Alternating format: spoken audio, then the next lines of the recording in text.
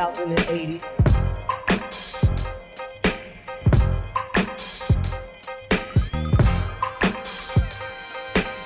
Industry rule number 4080. Record company people are shady.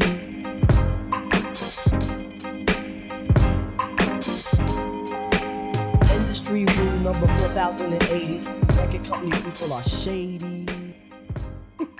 Put it back. Hard pass. It's only gonna be one boy on the couch today. That's me. This is usually my get up, by the way. I'm very much a sweatsuit and sneaker girl. Oh no! I like Tally Pack.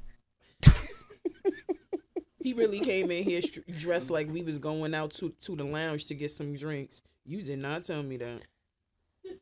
You assumed that I was gonna come in here with some shoe boots and shit. Like, why? But why would I put that on if we are about to face a storm? Because you're about to face a camera. Okay. I made sure the top of me was together. Look, I stopped a long time ago. You still going with this? I am aware that I'm rare. Black owned. Okay. I'm done. I do what I do. Come on in. Get comfortable. The water's fine. Okay.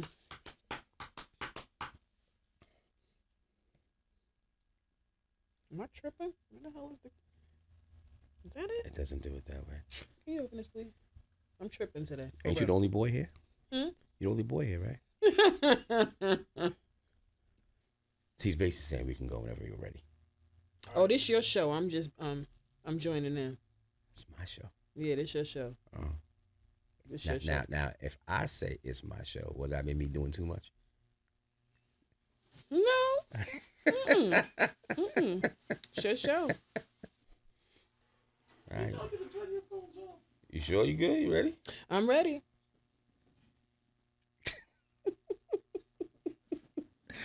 Oh boy. All right. So here we are. We are at Savage Sound Studios at an undisclosed location unless you Google it. The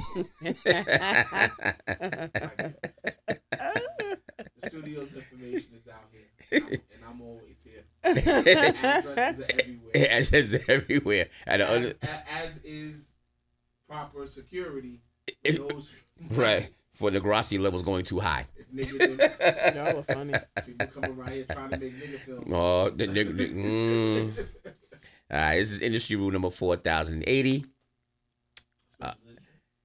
Pseudo special edition, because this is the first time there's been something of the opposite sex sitting next to me. Everything else here has been of the same sex. As Miss, now you know who's here? You know who's here? It's Master Killer. Master Killer is here with us today, everybody. Hello, people. Also known as Katiya. Yes, sir. Katiya has developed into a very strong personality in a lot of our lives, especially mine. She is strong in her walk. She is strong in her views. She is strong in her opinions. And she is not one to not say exactly what she may or may not feel. And that's one of the reasons why she's sitting right here. Now, what she was supposed to do, she ain't get the memo.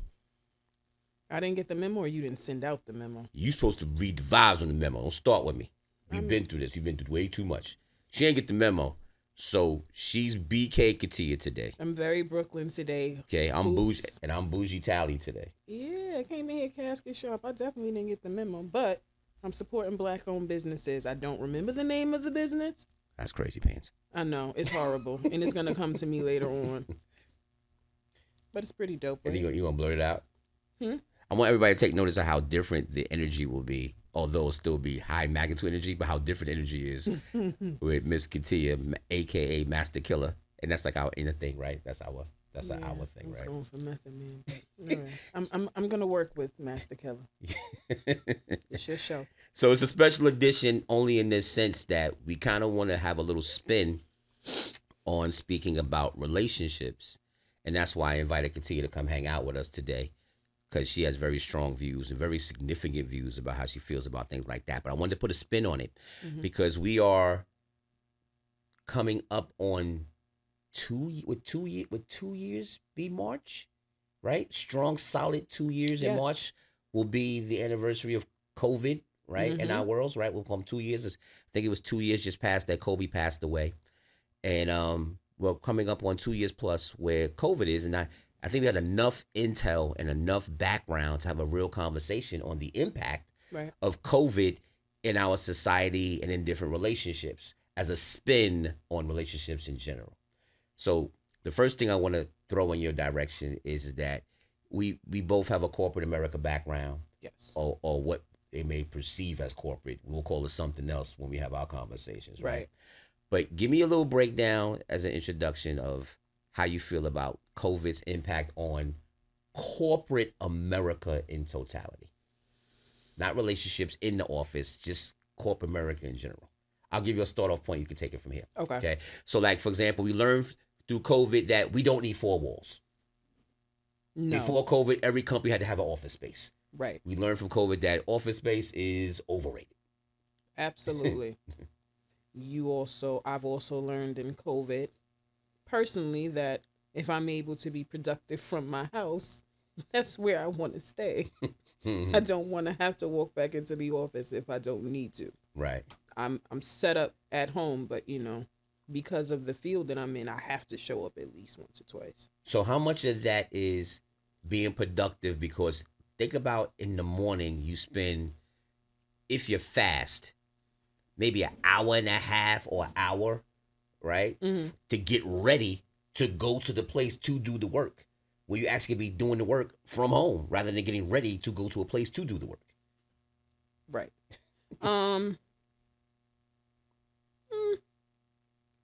I can work from home. I'm completely fine with not ever having to go back in. I mean that sincerely, like completely.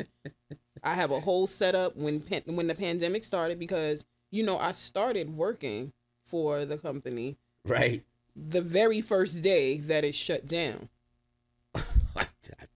And I just was praying along with my mother and my sisters that I still had a job because I literally just got hired. I showed up for orientation the next day and there was no one there because they were all home. Everybody left it with hope. Yeah. I think someone in one of the other offices had caught COVID and the whole building shut down. Everything was done. And no one... And nobody informed anybody. No, I guess because no one knew who I was. Or knew what was really happening. Yeah. At that point in time, right? This is us discovering right what this is compared to today, knowing what it is in theory. A little scary. Not as scary now, obviously, even though we're still in the pandemic. Well, scary then was like you couldn't walk across the street because you felt if the person breathed on you, you was going to die a horrible death. We got a better handle on things now. Not to say that the pandemic has really changed because I doubt we'll ever go back to how it was before. Yeah, I think there's too much money in mass for us to go back to get that done. Agreed. If they could just buy mask and alcohol, we'll be straight. Just buy mask and alcohol, we'll be straight. All right. So, what other effect do you think that COVID's had on corporate America? I think a lot of companies have downsized or they've had to close, unfortunately, because they're not bringing in the revenue that they once were. They've had to get rid of staff or demote staff. Thank God my check is still clearing. Every week? Every week. Okay. All right.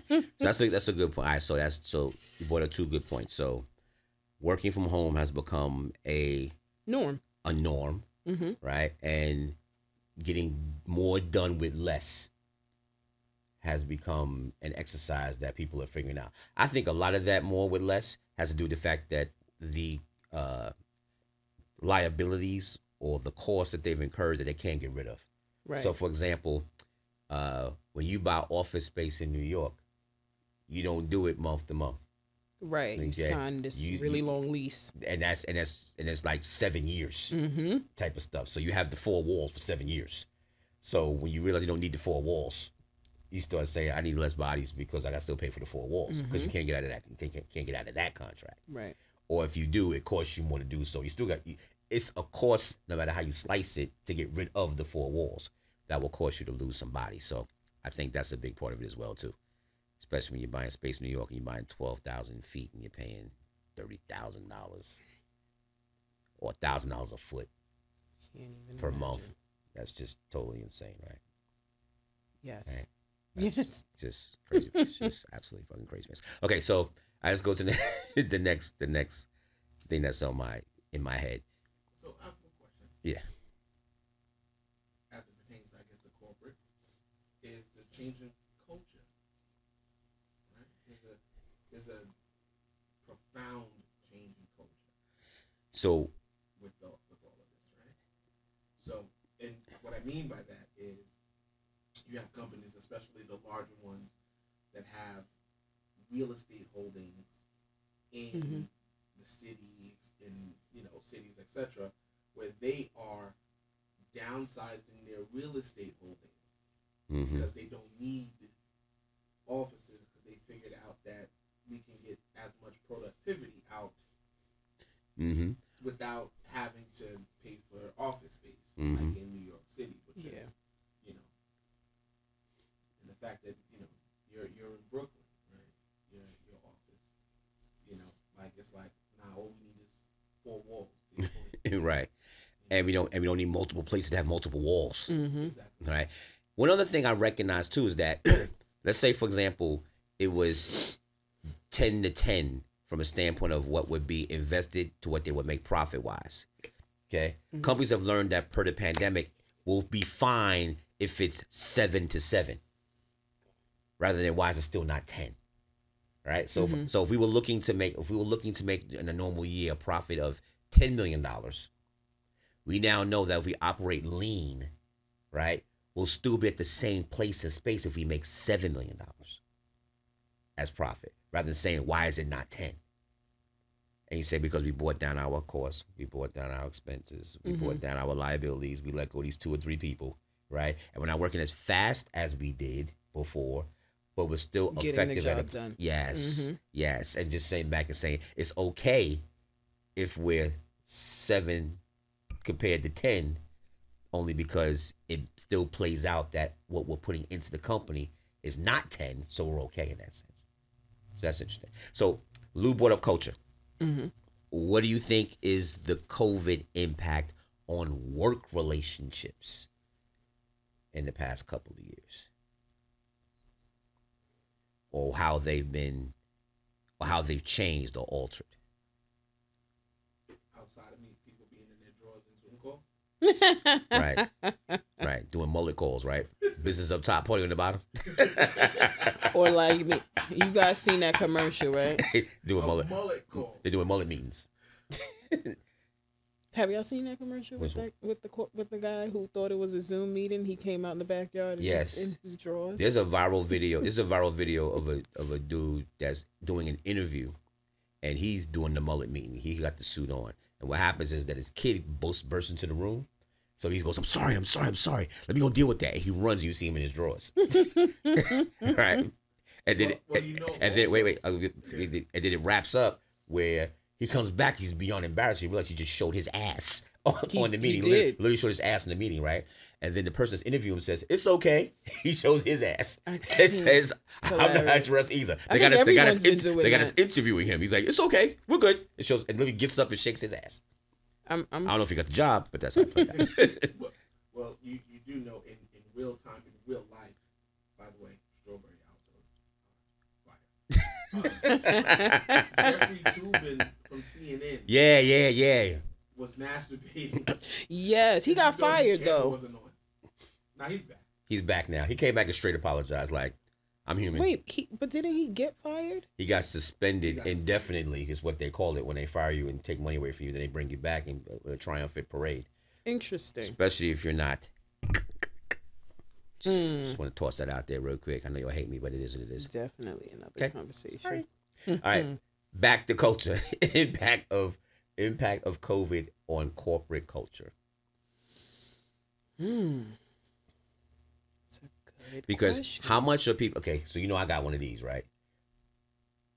So they have the, you could take a day off, you could have a mandatory remote day, right? Rather than you have to be in the office every day. Right. And I got one that takes every day remote and basically manages from the phone and manages from their emails. and then they think they're effectively managing. Oh, good old executive staff stuff. But then you have people that they got to be in office every day because people aren't in the office every day. And I challenge that. I'm going to be completely honest. I challenge that because what makes your well-being any better than mine's? It doesn't matter if you're executive staff and I'm not. If you're not coming in 3 days out of the week, and I know that I'm working a lot harder than you are, why should I be forced to come in 5 days a week? So I'm not. So you're saying that it creates from whether it's middle management, upper management, field management, whatever case it be, it can create a schism Right. within how things are being managed because of perception of what upper management can do compared to just the work needing to be done. Right. And I have this conversation with my family all the time. We always joke like they think they're like, Katiya, you always feel like you can do what everybody else does. And I do to a certain extent. I do. But You look at the camera. Hold on. She looked at the camera and said that, by the way, too. Like, she did not turn sideways. She says, and I do feel that way. yeah, I meant that. But that means you have to acquiesce to somebody. You better than me. Right. I fuck with that.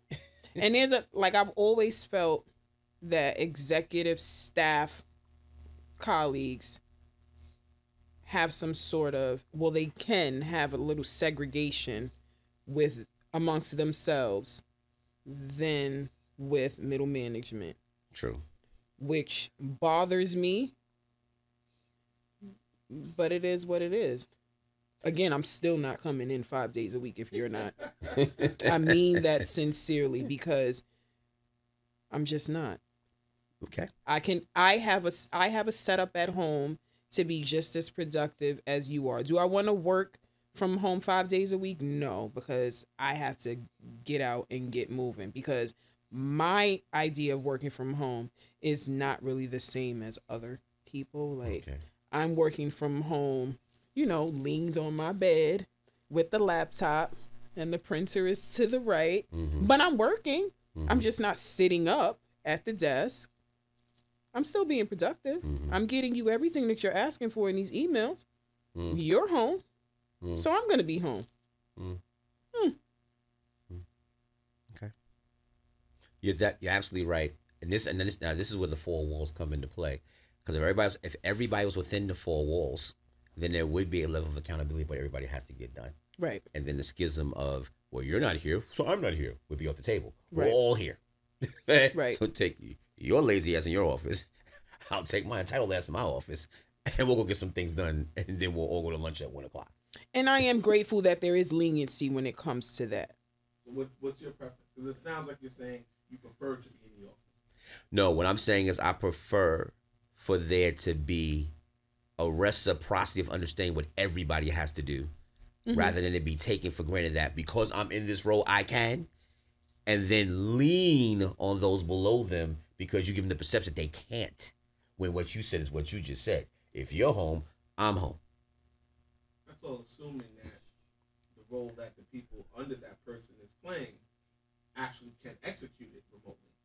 So I'll just say I'll agree in this sense that if we all have a email address, a computer, a corporate phone, and have to sit on meetings, then we can figure it out. If I have to go out in the field and milk the cows while you're doing the math on how much milk the cow is making, that's two different things. So you need to be in the field squeezing while I'm in the office typing. That I totally get. But when we all have to be on conference calls and we all have to be there at 9 o'clock in the morning, right? And then after the call is over, we all take off because we all have action items to do, right? Whatever it is, okay? Right. Then I think that needs to be, that reciprocity should be equal. I think that should be balanced because I think higher management takes more advantage of that. And I am grateful that it hasn't been an issue for me to work remotely from home. I don't do it every day because, I don't want to overdo it. Yes, you do. Once in a while. Look at the camera and say. Once in a while. But, One more time. once in a while. I get it. But I like that, if I say I'm working from home today, as of right now, it's never been an issue. Mm-hmm. Even when, the numbers were starting to go down drastically, we were still able to work from home. But so much of what I do requires me to be inside the office Sure. that sometimes I just prefer to be there. Mm-hmm. Okay. Well, all of you are privileged because I don't get to work from home. Mm-hmm. I'm sorry to hear that. Just saying. Katiya's an empath. She'd be like, oh, it sucks for you and I feel for you. Sucks for you. Don't cry for me, Argentina. Don't cry. Please do not. Please do not. All right, so we spoke about corporate America, we spoke about corporate culture. All right, let's pivot a little bit now. Okay. How do you think, and I'll start with Lou on this one, then bring it back to Katiya. Okay. What do you think the impact of COVID has had on family relationships? Not personal, family relationships. Well, shit, you can call New Rochelle and ask Mom Dukes. she, I know that she is going through it. Mm-hmm. Because she's older. Her firstborn and eldest son lives half a planet away. Mm-hmm. And he's busy in executive land, and he doesn't have time to, chit chat and whatnot. Mm-hmm. And her other only son and the rest of her family is out here. So when COVID is happening and she's older and at higher risk, and she can't come to see the grandkids at Thanksgiving and at Christmas, Mm-hmm. and this past Christmas, Brianna had COVID, Mm-hmm. so she couldn't come. Mm-hmm. That's a thing for her. Right. That's a thing for her. Right. And also my wife's mother, my mother-in-law, Mm-hmm. although she would prefer to just stay in the house anyway. But there are those things where it's like, well, you can't come. Mm-hmm. And it's for their own safety. Right. Because Right. we out in these streets and they're not. Mm-hmm. So there's definitely been an impact there. We definitely have had 2 Christmases in a row that were trash. Mm-hmm. You know what I'm saying? In terms of having the whole family, 2 Thanksgivings and shit. Last Thanksgiving, I ended up in the hospital, so Mm-hmm. that was strange. Being in the hospital with COVID going on. Mm-hmm. So yeah, man, it's for people who are who like their family. Right. Like myself. It's a tough pill to swallow. Right. What say you? So What say you? So if you know me, you know that I am extremely close to my family. Mm-hmm. So COVID was a lot for us because we're very tight knit. My mom and my oldest sister have autoimmune diseases. So it was difficult. Like, my sister really didn't like a lot of traffic in her house or anything like that. My mom was very careful. She stayed in the house most of the time. So when I got to hug her, like, months later, it was just, like, amazing. I'll never forget. Yeah, I'll never forget. Like, my mom will always say, I'm a texter. She likes to call and do all this. I'm like, Ma, we were just texting. I don't like texting. But my sister and I, we had went out one day. This had to be maybe a few months after the pandemic had started. And she's like, I could cry because I haven't been outside in so long. And she was working 100% remote. Mm-hmm. So she didn't go anywhere. So we went and grabbed like some lunch and a drink in the neighborhood. And it was like the best time. Like, I really did it for her. They always say I've been in these streets since the beginning of COVID. Mm-hmm. And I did, but cautiously because I had to go to work. Right. Then every day. Right. But it was good. It felt great to be able to embrace my mother and my sister. Like, we really couldn't go to each other's. They weren't coming to my house. My sister was very comfortable staying home. My mom, She was in the house most of the time too. We usually have our family reunion every July. And that first year in 2020 we didn't have it. And that was really, really hard for us. It was really, really hard. I like you type of Negroes. The family reunions and shit. I got them things. Yeah, like we go to Georgia for the past 5 years. We would go to one of my cousin's house and we just do The OJ's play. You heard of OJ's? no. So we plan it out. Like we start. Films. We actually start. We start. It's not that many people though. Nah, they not going for that. No. I have to show you. That's the big. I have to show you the pictures. Like we have a really good time. We pick out like a whole. You know, we do something for each day. We do family day. We do photos. Wait, big time. Tally. He's so Electric ridiculous. slide or cha-cha slide? We're not doing any of those. This is why she's here. This is why we're here. We're not doing no wobbles. That's the fast track to Negro hell. Yeah, I can't. To be wobbling. Wait, no. Lord. I'm so sick of that cliche niggerdom. Like, I just can't. I cannot. She's one of us. I like her. You really got to stop over there. Because I promise you that is not what is playing at my family reunion. And then there's the daughter. No, but we sooner or have later, she's going to be your mother. we have a good time. You know, we plan it I out. am making myself laugh doing family reunion, bits and pieces of family reunion back. We do our picture day. We have themes. Cornhole. I'm just trying to figure out what happens at these things. Is it just food and fun? Or are you like shooting guns? Never. Oh, well, see, that's something that I do. That's what happens at ours. At ours, we whip out the firearms. We have No, we competitions. have a brunch day. You know, we sit Wait, down. is there an uncle that's running the grill? My cousin runs the grill. Yeah. We may have to edit some of this out because this is like some core interior niggerdom that only niggerdoms know what's going on. You're kind of giving it away a little bit. I don't want to I give love it away. it. Okay, so the thing. Tally is ridiculous. No. I'm gonna stay on point. Time out. I'm gonna stay on. Take time out. His uncle went to the house. Yo, dude, come through. I come with my mom. Like, we are hanging out. Uncle, what's his name? You passed. Johnny. Uncle Johnny. Uncle Johnny's at the motherfucking big ass grill, and alongside the dry rub on the ribs that he's talking to me about, this motherfucker has a whole pot of oil. He's frying chicken on the grill. That motherfucker was a master. Applaud. Your uncle? Uncle Johnny, rest in peace. Yes, there is a way that you can have a barbecue and fry chicken. And I'm talking about frying chicken where you be like, Nigga chicken. yes. So that we leave the frying chicken to my aunt. Okay, so but watch what happens though. Remember this, Lou? Where when he pulls out the oil, a line forms. Well, Like you going to Puffy's party because they know the chicken's about to come and it's going to be only so much chicken you have to come get in there.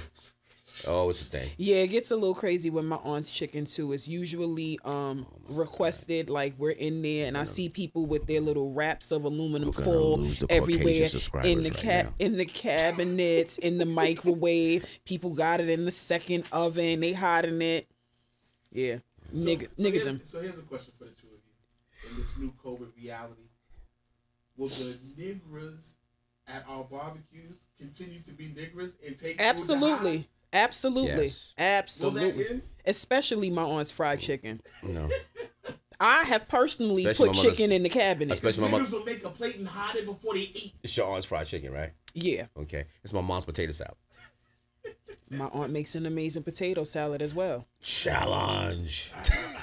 It's crazy. Excuse me, not potato salad. She does an amazing macaroni Okay. salad. She can have that. You can have that. Ooh, y'all shaky. Y'all don't like macaroni got that. salad? No, Tyler's mom's potato salad is something different. Okay. It's different. Then I need to try that. You see me? It's brand new. And I'm looking at this nigga side eye because he said he got the recipe down now. Yeah, I know how to I make don't it now. trust him yet. I know how to make it. Mm. Like So that, I actually no, you don't have to believe me. I made it And I made it, and I stopped off at my cousin's house on my way to my mother's house, and I said, take that. And on my way to my mother's house, my cousin called me and says, when you learn to make the potato salad? As long as you don't remix it with no grapes and raisins. And... Grapes and raisins, that's a Caucasian salad. I know. That's not. Just What are you talking about? I'm just making They sure. the ones that be putting twigs and shit in their fucking potato salad. Between that and what is it? The green bean casserole? Oh, yes. Okay, so Never. we're gonna come back and have another. We're gonna come back having another show. We're gonna talk about all the things that Negroes don't eat because of And what it would be a sharp and hell it's- never, like you say. Right. You know what Negroes don't eat? White people chicken. Yo, that's so amazingly true. Oh, I could say so many That's so things, amazing. but I'm gonna keep it so cute man, it's like 5 minutes. We gotta edit right now. because it's really wild. We don't wait. See, you gotta watch him. You see where we ended up? I know, but it's really wild the shit that they eat. Oh Sometimes. man. Okay. I don't want to be a part of this conversation. 6 minutes. So bringing it back. So the family reunions, and the family get-togethers. That was the biggest impact that your family felt. Yes. From dealing with COVID. So we actually started. We got on this app called House Party. Literally, we would be on House Party. So now my first joke on Katiya. Don't do it. Don't do it. And Lou's going to laugh his ass off. She said there's this app called House Party. Come on in. The water's fine. It's been around for a while. So, okay. So everybody I tell that about, I know. All right. So here's the thing with House Party. I've never heard of this app. So it doesn't exist anymore, which is crazy. We thought that we They were, didn't go. They wanted to go public. They didn't make it. which is crazy. I thought we would have made them popular as much as we were on it during the pandemic. Right. So explain House Party. House Party is with people jump on. Yes. Right. Everybody just gets in and you Everybody- sing for hours and hours and hours and You hours. can play games. Yes. Right, you can play family games with it, trivia games, that type of thing. Do team stuff. It's almost like it could be a family bonding moment, if you will. And that's what it turned out to be. Like my family was already extremely close, and they just brought us together more. Mm-hmm. Like we literally would get on there. Like say my aunt would get on, and then my mom would join, and they'd be on for a little bit. Sometimes me, my cousins, and my sisters, we'd get on real quick, and then they try to join in, so we lock the room because we want to talk about something private. You know, sometimes we got. I got the. Yeah, we got. It was like, oh, y'all talking about something private? Yeah, cousin and sister stuff. Mm. But it turned out great. There have been times we've been on there for like 9-10 hours. That sounds. That's how I know it sounds nuts to other Yeah, people, but that's just our dynamic as a family. I know. So here's the one thing I did like about COVID. It forced people, especially older family members, to embrace technology. They had no choice in the matter. Right. You want to see me? You're going to learn how to text. You're going to learn how to FaceTime. You're going to learn how to house party. You're going to learn how to Zoom. And you're going to learn how to turn your camera on. And you're going to learn how to turn the mute on. And you're going to go through attrition. Definitely. And there was, my mom there and was I. def- We have so many memes. there was definitely Just fucking it up. there was definitely I did have 4 exercises where I saw aunts and uncles breaking damn near their camera and tapping the screen because they're on a Mac and they think they're on a touchscreen PC and they tapping the screen to tap their mute or their camera on and off, and then you see the computer fall to the ground. Like all this stuff is just priceless God humor, bless the by the way. seniors. Okay, Lord, the but seniors. but to their credit, They learned it. be damned if they didn't have it down and be like, "Hi, I'm here," and be early on the Zoom calls. So I thought that was great because a lot of family members came back together. Okay, a lot of family members reached out to extensions of their family. So, for example, my family, I have a faction here in the Northeast. There's a faction in the Carolinas. There's a faction in California. So basically, we all got on at one point in time and was in a room that was huge, and then somebody had to buy the expensive corporate Zoom account so we could put all 40 of us in the room together. But we would just sit back and say, holy crap, there's 40 of us in the room. And then we found out things like, interesting enough, right? So I have a cousin. His name is Todd Galbraith. Todd Galbraith is he's a gospel singer. Okay. And he's pretty well known in the gospel circles. And they would always tell me, you have a cousin named Todd that sings gospel. And they would tell Todd, you have a cousin in New York that's in the music business. Interesting. And that came together through a Zoom call. You know, it was very interesting talking about your family reunions and stuff like that. Briefly, if you can, about the spelling of your name. Yeah. Because that's some back in the day slave shit that I did not know was a thing. Yeah. Really? So my family's name is my family's last name is Galbraith, Galbreth, and we come from the Durham, Raleigh, but more Durham, Deep Woods area of North Carolina. Okay. My grandfather and my grandmother.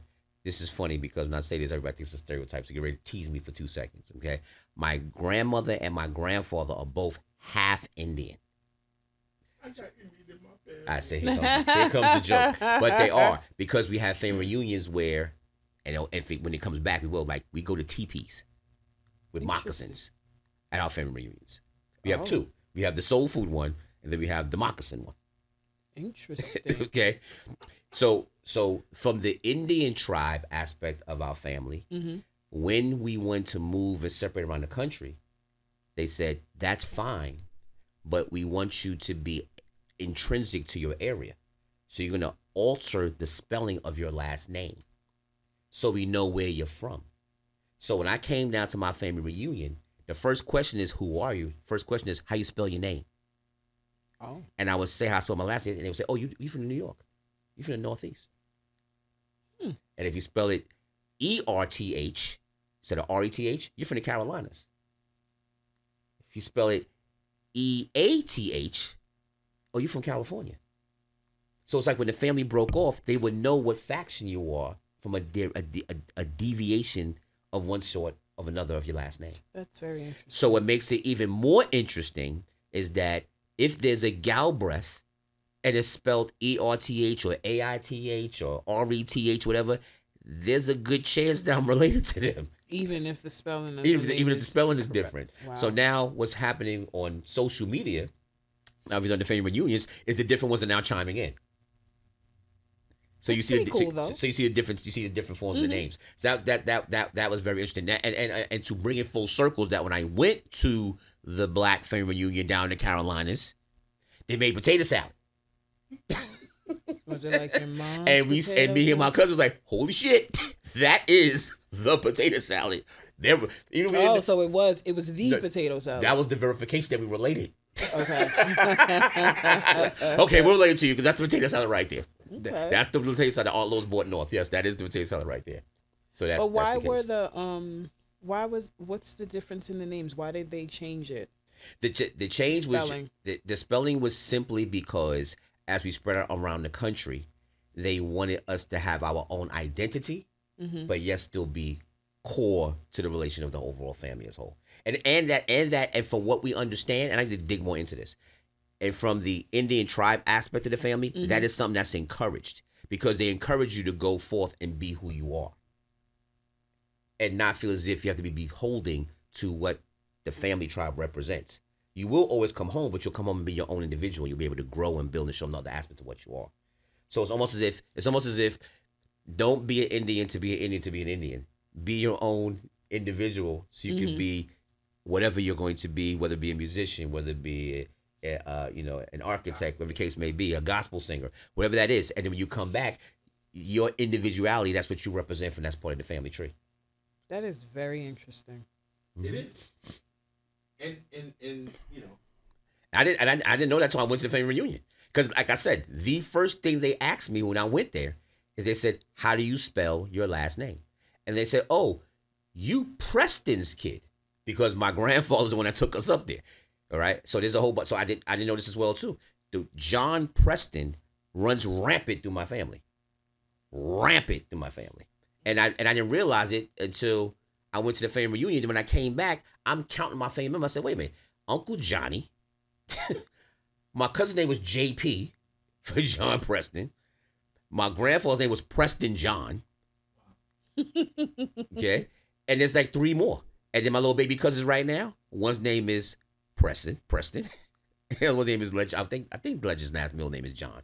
So that's all over the place. So I looked at my mother and I said, "So what the fuck did Kenyatta come from? What's this bullshit?" Where did your name how come I'm 90K? originate from? Oh, okay. So here we go. All right. Okay, and Lou's going to ask my mother for this picture for the rest of his damn life. There is a picture of me at 1 year old. When you know my name in one sentence? There's a picture of me at 1 year old in a red, black, and green dashiki. That's all you need to know about Jomo Kenyatta Malcolm Galbraith. I'm named Kenyatta after Jomo Kenyatta, who was the first president of Kenya. Malcolm after Malcolm X. And then Galbraith. And more irony, to end up living around the corner when I was in Mount Vernon from Betty Shabazz and her girls. They lived around the corner from me. Pretty dope story. Yeah, you know. Because I wanted, no, I didn't. Because I always wondered, because I know someone, I actually went to school with someone named Kenyatta, but it's a female. Always say I'm the oldest one that you know. Absolutely. And the only male, actually, that I know named Kenyatta. Yeah. The people that I know who share the same first name as you are usually female. So it was different. I was like, maybe this is a typo? Is his name Kenyatta? Yeah. Okay. So that's why I'm not John Preston Galbraith. Because this one here wants to, give lunches out to the kids, That's funny. Right. Afro. That's fascinating, right? Because we are the only people, right, damn near on the planet, who don't have any lineage past a few generations. Honestly, yeah. Right? Fair. And I discovered because even this. though your name is Galbraith, the people that you come from, their last name wasn't Galbraith. Like, my last name wasn't fucking Savage. My great ancestors, right? Mm-hmm. That's some European slave owner. Interesting. Right? Mm-hmm. And from the conversation that we had when you told me that, like, I just wanted to look into what the family name was. I found Savage Crest, all of the different spellings, and like, that's really a thing. Where how it's spelled had a lineage. You know what I'm saying? So, people who spelled Savage and had a U in it and whatnot, they came from a certain area. Right. That, still there's lineage, but it's just so interesting, being folk that... We always find out stuff about our last names. I mean, my dad could probably tell this story better than me, and my younger sister too, but my last name isn't technically my last name. Like, I'm not even really a Lunnon. And I can't remember the full story behind it because it was just so much information that my father was giving us. Right. And I was like, wait, what? Right. We stole the name? Right. Wow. So you made the face that half the black people in the country made when they found out that if your name was Wilson or Johnson or Sampson, that you were a slave. Because you're Will's son. You're John's son. Ain't that crazy? That's crazy. But you think you're special, your name is Williamson. But remember how black people felt when they found it out? They was like they were hurt viscerally, but hurt when that came to realization. Like, oh, wait a minute, I thought I was. Yeah, you're just a descendant of a slave. That's just what's going on. Sorry. But I do think because my name is so unique that anybody who shares that name with me, I'm definitely related to them. All right, so here's one more joke, and then I'm going to leave myself alone for the day. I'm going to get my own jokes, right? It made me feel better because growing up, my nickname was Kenyatta Cowbreath, right? Was it? Kenyatta Cowbreath? Damn. 8-year-olds can be cruel. Damn, kids can be cruel. So that's fine. But I'm just saying that, like, to go from there to realize that, the lineage conversation. Wow. Or just as a person of color, whatever your nationality is, just to have some value to find out that you have, right? Being where we came from. Being where we came from and being robbed, right, as we feel as a culture of our heritage, to discover anything of your heritage speaks volumes. Right. Has a certain level of pride to it. So now I'm going to take the conversation dark now. Sorry.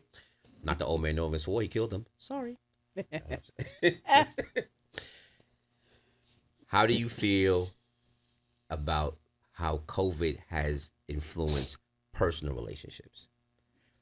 Me and Katiya was talking in the back, and I gave her a little bit of not enlightenment, but just Yeah. About, if remember, we were in the house, we were inside.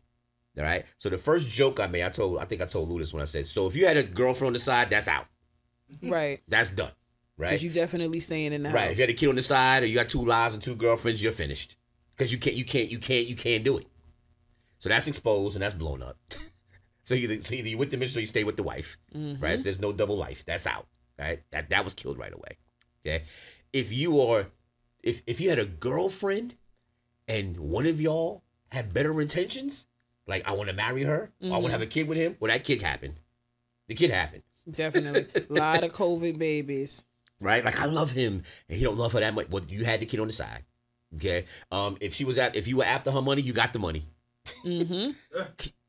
Right? Because y'all were too close to not do things, just survival aspect, right? But if you were in love, you were even that much more in love. Mm-hmm. Right? You were Lifetime channel companions. Right? If y'all hate each other, Lord have mercy. That's a problem. There's a problem. Yeah, the house probably split in half, like some old TV show shit. Yeah. Right? You stay over there. You stay over there. Mm-hmm. Right? You gonna give me COVID, right? That type of thing. But the thing I brought up to Katiya, and I want this goes to my point, and I want you and Lou to speak about, is that, well, if you were in an unhealthy relationship, mentally or emotionally or physically, and that situation wasn't resolved, and COVID happened, that just made it worse. You had to stay there. Mm-hmm. You had to deal with that.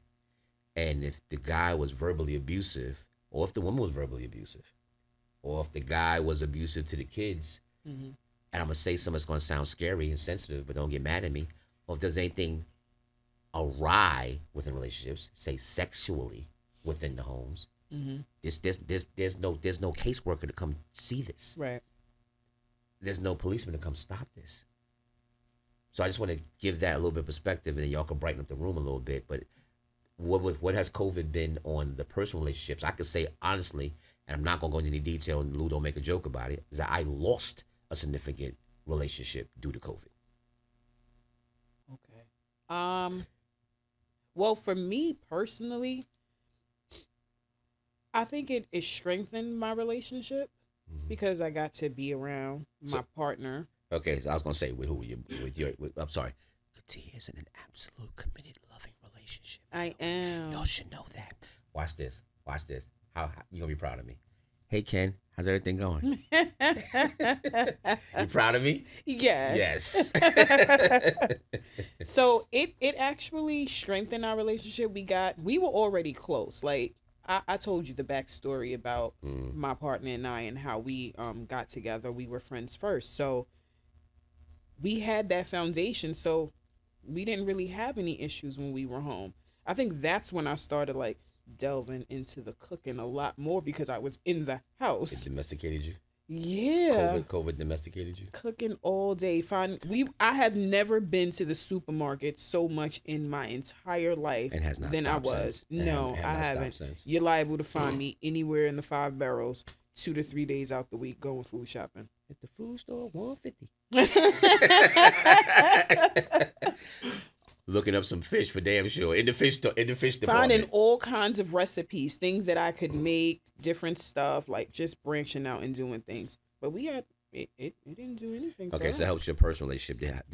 Here's a good question. Did it help you spiritually? I would say so. I would say it did. Mm-hmm. But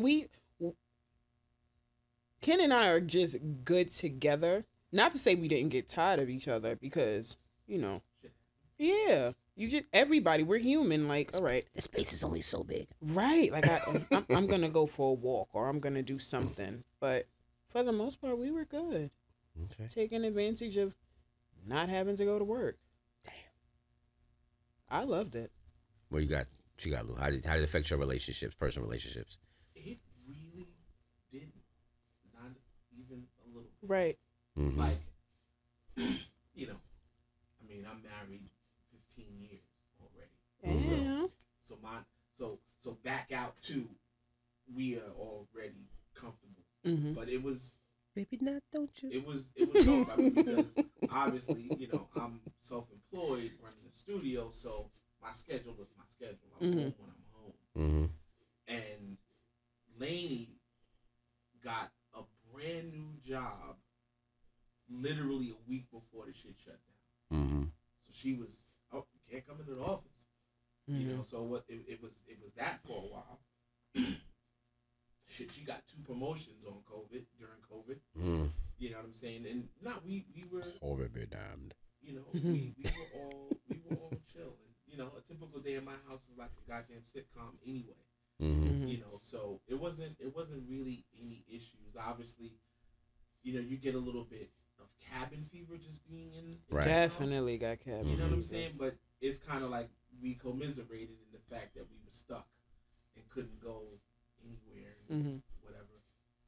So excuse me. It didn't really affect us the way that I saw it affect a lot of other people, and it kind of just made me a little bit more grateful. Mm-hmm.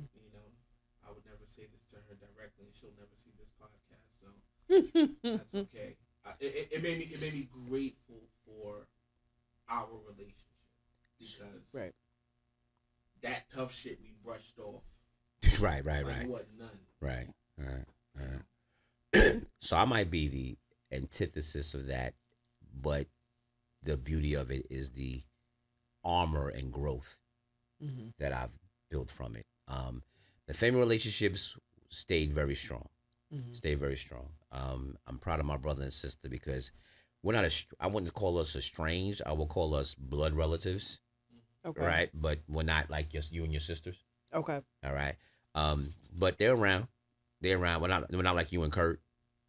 Okay, but we don't not call each other for our birthdays. You know what I'm saying? Right. We don't not say Merry Christmas. All right. Mhm. But we're not intertwined like that during the course of the year. It's not a bad thing. It's just what the dynamic is. I'm older than they are as well too.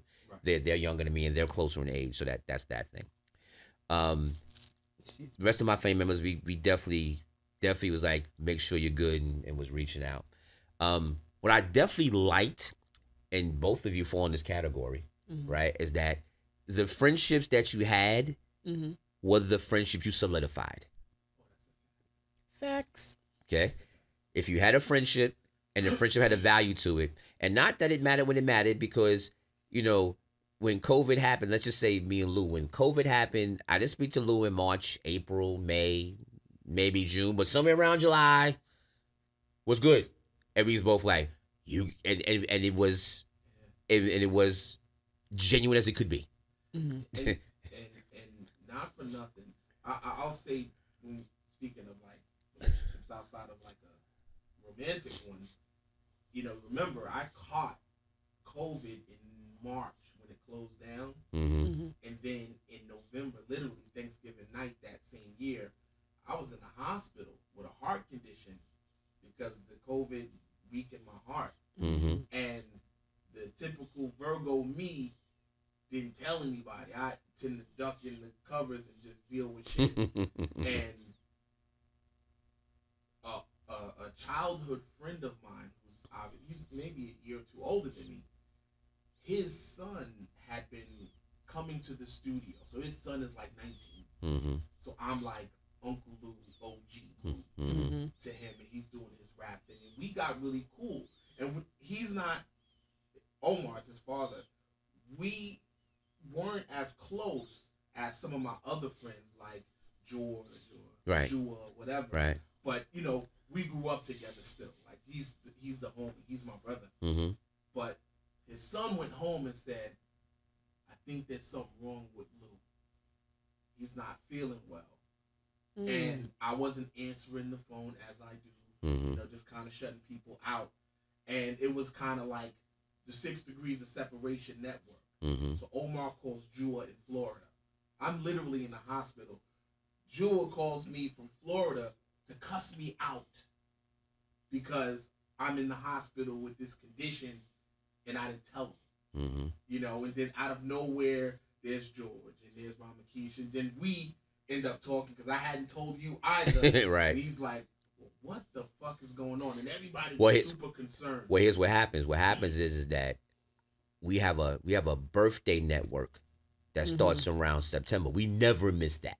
Right. Okay. We never miss that. Like not that we have it on 10, but we never neglect it. Okay. And everybody's birthday doesn't pass at all when I was connecting. And then we have a mutual friend that lives in Florida. That's V. She never misses a birthday. Never misses a birthday. I might not speak to V an entire 364 days of the year. Right. But on my birthday, she'll remember. So what happened was that this year she didn't get you. No, exactly. She didn't get you on your birthday. And that was a red flag. And she got me on my birthday and said, by the way, I ain't speak to him on his birthday. That's what triggered me. And I said, all right, let me get to it when I can get to it. Because I'm having other issues here. If you follow me. Okay? And then when I got to it, that's when I tracked him down, that whole thing. But it walks in this whole conversation. You hear the energy, how we're talking about this? It solidifies my point about the relationships that you have was solidified. Like you walked away saying that, not sure if I'm going to be here, but I know that when I close my eyes, says who I want in the room with me, I know who I want in the room with me. I know who I want in the room with me. And that's been beyond solidified. And that's something that I appreciate. And by the same token, who's not supposed to be here, absolutely, strategically, in a hard stop way. No, I'm not saying me, I'm saying period. Okay? We all lost somebody as a friend within this COVID thing. There's always somebody, there's nobody on earth that had their 10 best friends, one of them's no longer in the crew. I'm trying to think if I've lost any friendships during COVID. I have not. I've gained friendships, but I haven't really lost any. Lucky you. I know. Lucky you too. I could go so many places. I'm getting so many places.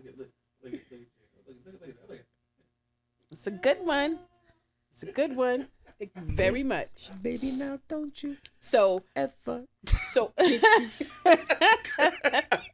so I kind of like bogarted my way into being Tally's friend.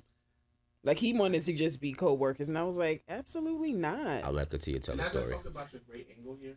Can I also just send a fucking shot to the young boy? Look how still she's sitting.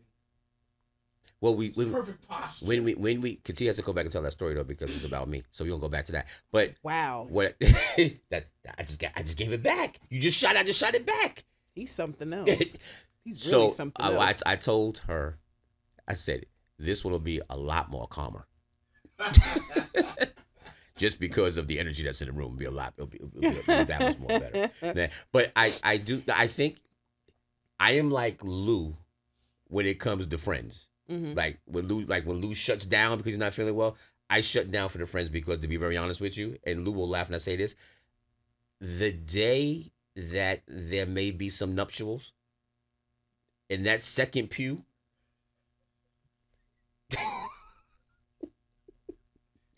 how many niggers are going to be in that second pew, Lou?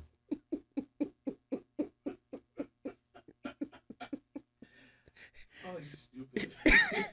So there'll be a lot of niggers in that second pew. But please tell a story, Katiya. I want to hear. Lou doesn't know how me and Katiya became friends. Well, for a lot of people that don't know, Tally used to be my boss. Your boss's boss. My boss's boss. He used to say that. I'm your boss's boss. That's what he used to say all the time. But for me, it's what it was. Tally, you gonna let me tell the story? Yes, I'm gonna let you tell the story. You gonna keep interrupting but what happened to my show? Wow. I mean, it is your show. All right, keep going. I'm sorry. Are you having fun yet? This damn Libra. So, for me, it felt pretty organic. Like he was very easy to talk to. He was helpful from the beginning, and it just kind of segued. And I think what probably made me push it a little further was I'm kind of selfish once I attach myself to people. That's probably the Aquarius in me. Like when I like somebody, I don't want anybody else occupying their time. and a couple of my colleagues was occupying his time, but I needed his assistance with something because I was working somewhere that I no longer wanted to work, and I needed to get out of that situation. And he made it happen for me. And then we just kind of, I think it flowed organically. You kept trying to, like, you were a little hesitant, but I was like, okay, whatever. That's actually accurate. I literally was like, Katiya, I don't really need to be your friend. Yeah, I know. I literally said the words. And I said, no, we're going to be friends. And then I said, you're going to have to do the work. I'm dead. This is exactly how it went. Am I telling the truth? Yeah. Right? And then to her credit, she didn't have to do heavy lifting. She did normal friendship lifting. Yeah. And then from there, I attached. And then we have things in common, like we both like let's go to Yard House. She's like, yes, let's go to Yard House. Like she's more of a foodie than I am, but we definitely both enjoying things.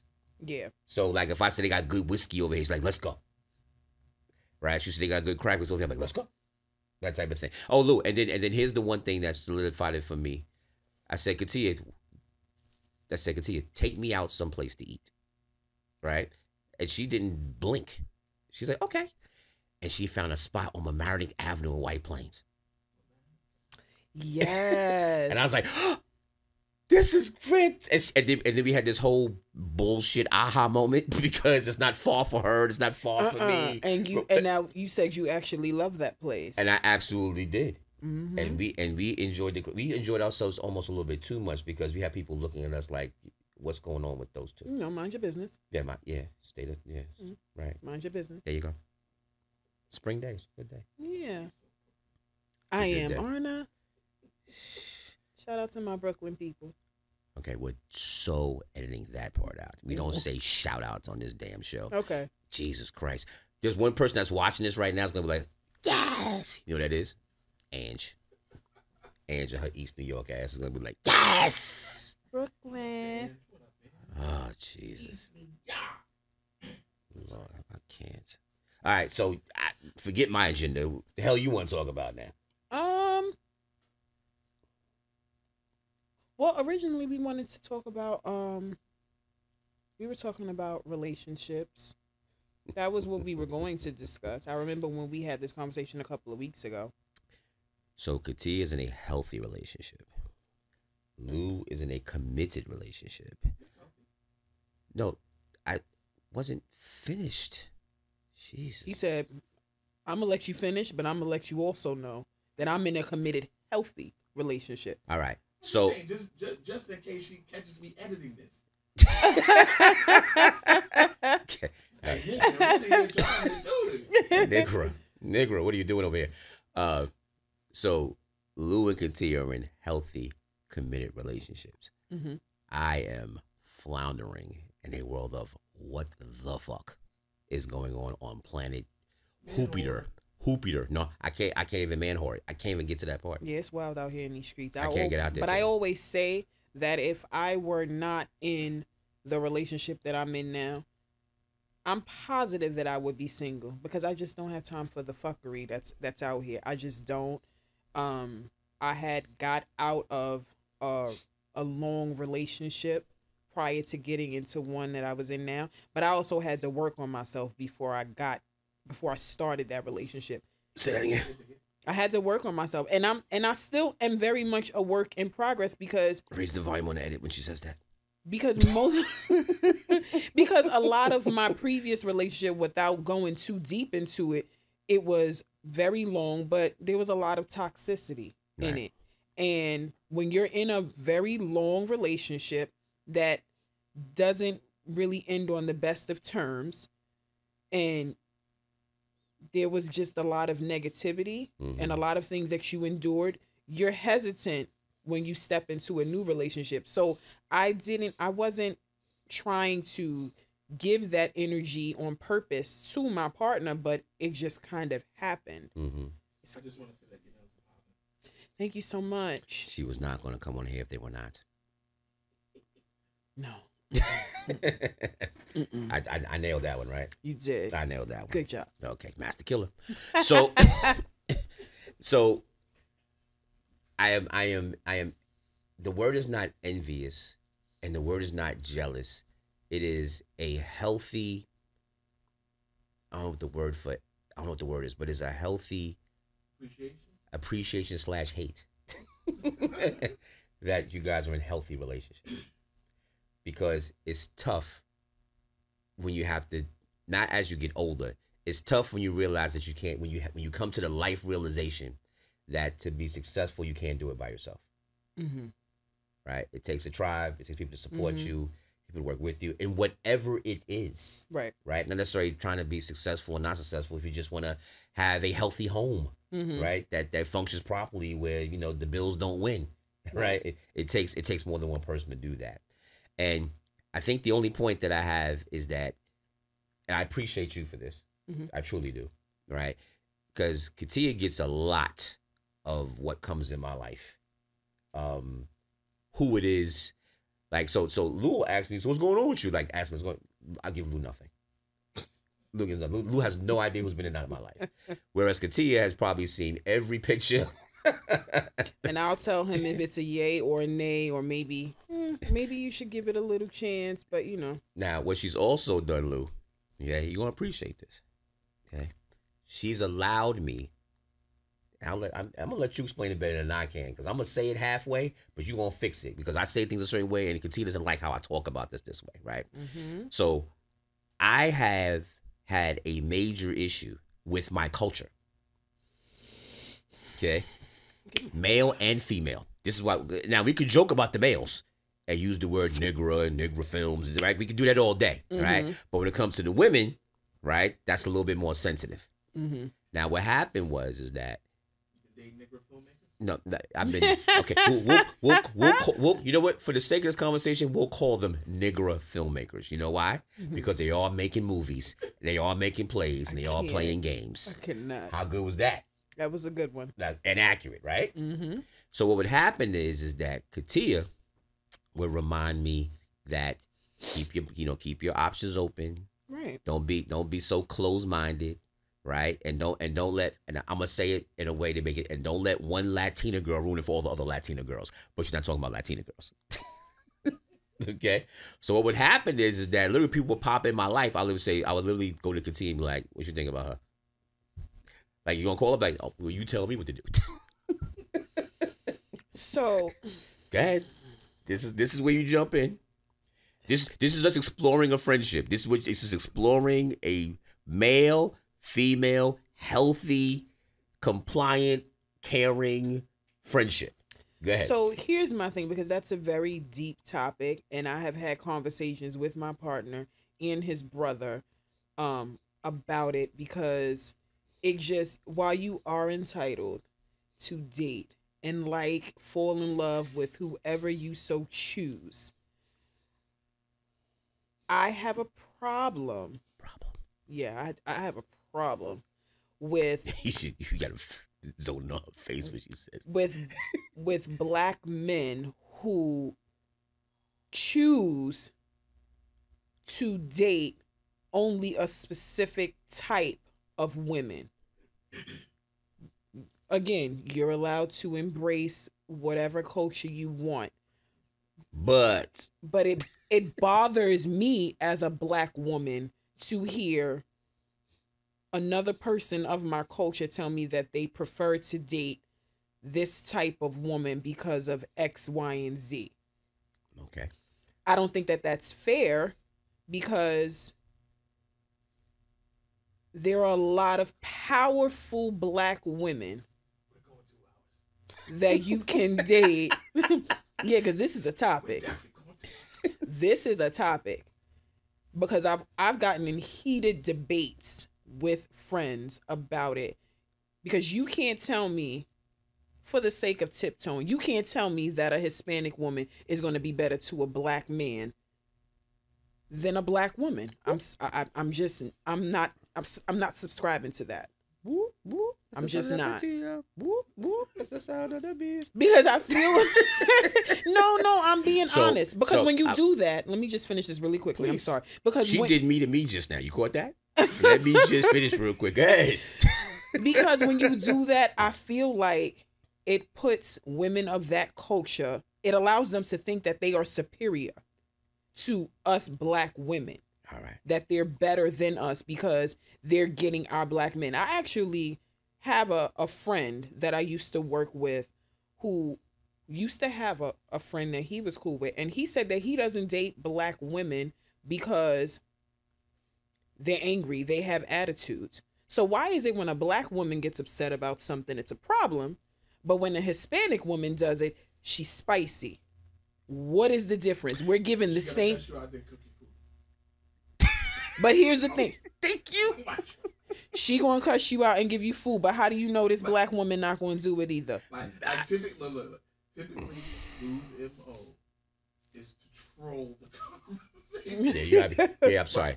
I'm sorry. I gotta help you out here a little bit, because you see the face? He's so ready to turn this into a chaotic conversation back and forth. Come in peace. Where we're just spewing emotional views, and you got to be careful because he'll say little small phrases. No. I promise. You got to be careful. I come you in can't peace. take the bait. You can't take the bait. Now I'm gonna say one point, then I want you to finish everything you're saying. Okay. Okay, because remember, we've had good conversations where you've reminded me of what I need to be paying attention to and not discounting. Right. Flip side, because you've dealt with what I've dealt with. How much negrosity level of information have I fed you about these pseudo same black women that I've had conversations with you about? You says, nah, don't do that. Do it this way. I said, I'm going to do it this way. And I've done it to the letter a certain way. I must have come back to you, and you've heard certain things and be like, oh my God. Oh my, you've come back to me and says, now this is some bullshit. Right. And I'm not talking one time. I'm not Wyclef talking 2 times. I'm not exaggerating, Katiya. Am I talking over half a dozen times? If not more? Yeah. It's been enough for you. It's enough. Enough for you to come back, enough for you to blink like this is kind of fucked up? Yeah.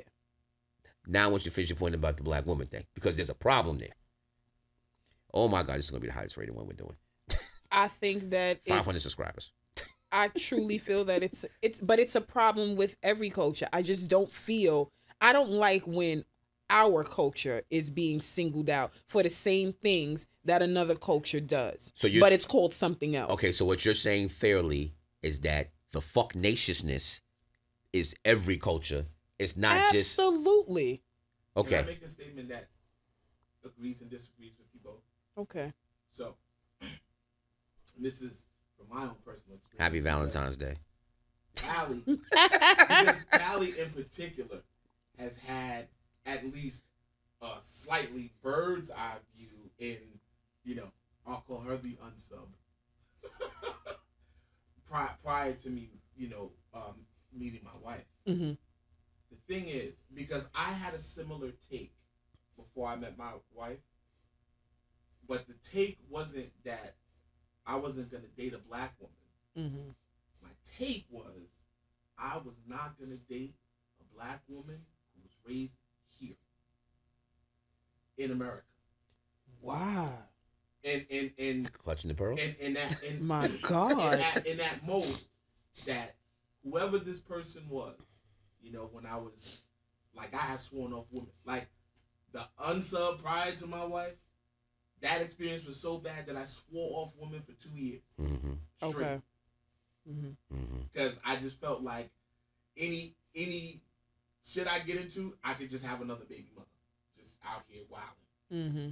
And the thing was, because that this person isn't like, her people aren't American. Her people are from the Caribbean. Mm-hmm. But the thing that occurred to me is that in America, Americanized women, and I'm not saying black women, I'm saying all women. Mm-hmm. Americanized women have lost certain values of family. Men too, right? There's been such a loss of the value of family that I wouldn't want to be with someone who doesn't have that ingrained in them. Mm-hmm. So it wasn't I'm not dating black women thing. I'm not dating no chick that was raised here and is Americanized. My wife, although she was born and raised here, her family is first generation immigrants. You know what I'm saying? And their vision of family is just different. So when I made a joke earlier about, well, you know, the Latina girl cuss you out and then cook you food, is that there's a, and it's not a Latina thing, it's a non-American thing. It's a cultural thing. It's I definitely understand that. It's, you know what? I might be fucking incredibly pissed at you, but I'm gonna make sure that you eat. I'm gonna make sure that if you gotta go to work tomorrow, you're all set up, and I'm still not talking to you for the rest of the day because I'm pissed. Like there's something about that is, if my people are from the South, Tally's people are from the South. Like if you grew up with that concept of family, you know what I'm saying? It's hard. It's hard to be with someone that doesn't embrace that concept of family. Right. You know what I'm saying? So, you know, I've been with my wife for 17 years. We've been married for 15. And I can count on one hand the amount of times we've ever raised our voice at one another.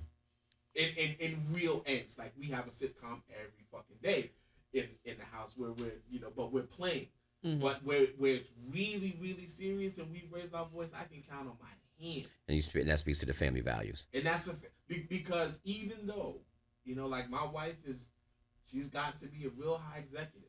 She makes more money than me. She runs the household. I defer, power, everything. Like, all right, you know, we can talk about and make decisions together and all that shit, but in truth, nah, you run the shop. You got the kids in pocket. They doing well in school. They polite, the whole 9 yards. Like, I got to defer some power to that. However, I've never deferred my power as the man of the house. Like, I'm still the head of the house. Right. Even in me doing all of that. And never was an issue or question of it being that way. It should never be. That, right? Because if I think this, and this is where black women get it fucked up, in my opinion. And I don't want to generalize, but in particular, because I hear a lot of conversations about this. If you believe in chivalry, then you got to shut the fuck up with all of the I got to be equal shit. See, that's that I remember. I believe in chivalry. I believe that there's a there? distinct difference between men, women. Right? There's certain conversations that I don't want my wife to have with other people. Like, if it's going to be a problem, nah, baby, I got this. I'm going to go outside on the front porch and puff up my chest at whomever it is. Right. Like, those dynamics between male and female are still there, even though she wields. Look, I don't never want to be in front of the gun when she's shooting in the house because the kid's doing not in pocket or whatever. I be kicking them under the fucking bus. Like, let me move out the fucking way. Y'all in trouble. Like, y'all in trouble. But what you said is a very valid thing. That's one of the things I discuss when I say there needs to be healthy gender roles within relationships. Right. Because the gender roles have been completely lost within the past few generations with this equality. I'm Chris is going to smile when I say this because he was there when I had this conversation. I remember my graduating year of college and the women speaking and my friends speaking about their you know, how they deserve to be compensated equally as men and they can have the same responsibilities and roles. And I said, that's perfectly fine. You're going to get that. But what you're going to lose and be prepared is that same man's not going to open the door for you anymore. That same man's not going to open the car door for you anymore. That same man's not going to feel. That same man's not going to look at you at dinner saying how much you paying, because you making the money too, right? Man, and when that doesn't happen, you can't sit back and say that's not fair, because if our role, if not our role, if a role is going to be diminished, it needs to balance out. Power abhors a vacuum. So within that, that's just common sense. So if the man's going to be home taking care of the kids and cooking, all right, and the woman's going to be the bread maker, that's fine. But let's know that's the case, okay? And when he says he's tired because he's been washing clothes all day and taking care of the kids to make sure they do their homework, don't sit back and be selective, as women can be emotionally selective about respecting what the man's going through. Because that's something else that falls privy when you have this equality. You start to say things about how you pick and choose what's emotionally okay to be upset about, rather than the other way around, that when we've had this conversation, okay? When the woman's not okay, it's the man's job to be front and center and present. He doesn't get a chance to say, well, you'll get over it. Right. You don't have that option.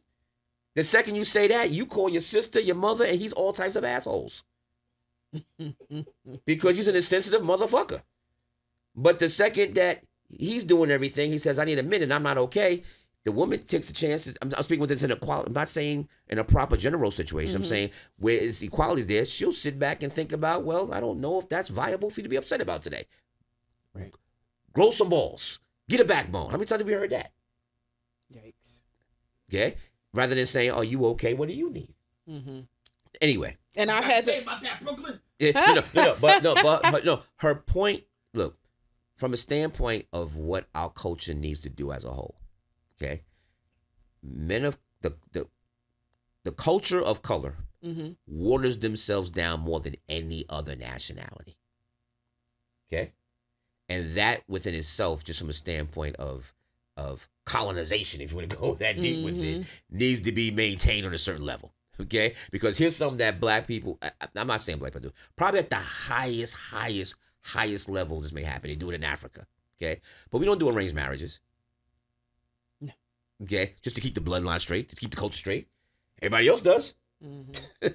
Okay? Even if people of Caucasian don't say it, they do it from a standpoint of financial society views. Right?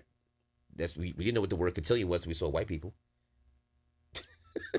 Because that was them doing that from day one. Meet this boy at 14 because he's going to beat somebody at 18 type of thing. So we watered down our generations more than anybody else. So your point and value about respect, us doing this together and not abandoning us, I'm beyond on board with. I totally get that. I respect it. But I'm still gonna take like No, it's not. I'm not even there because I could. I can say it to the camera because I've loved Latin women that treat me like they've done the wrong thing too. I'll share some with the camera that nobody's known before. Okay, I was in love with a Latina girl that had twin babies of mine, aborted them and didn't tell me.